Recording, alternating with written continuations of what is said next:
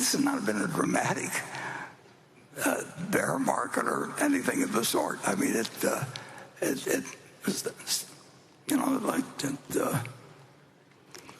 pointed out, if I've had 250 trading days a day, you know, for however many years I've been old enough to trade stocks. Got 17 or 18,000 days. There's been plenty of periods that just are dramatically different than this. I mean, when the day I was born, the Dow Jones was at 240, and that was August 30th, 1930, and between that and the low, it went from 240 to 41. I mean, that's, so if people think that it made a really major change, it didn't. If it had gone up 15% instead of down 15%, people think they take that with remarkable grace. but if it makes a difference to you whether your stocks are down 15% or not,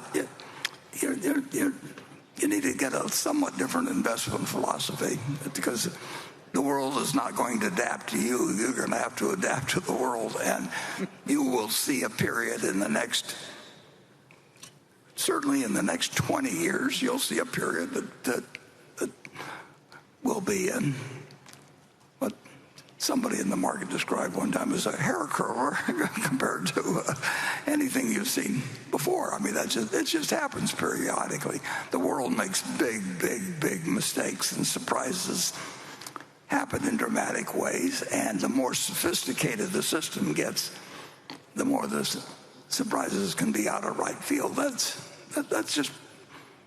part of the stock market, and that's what makes it a good place to focus your efforts if you've got the proper temperament for it, and a terrible place to get involved if you get frightened by markets that decline and get excited when stock markets go up.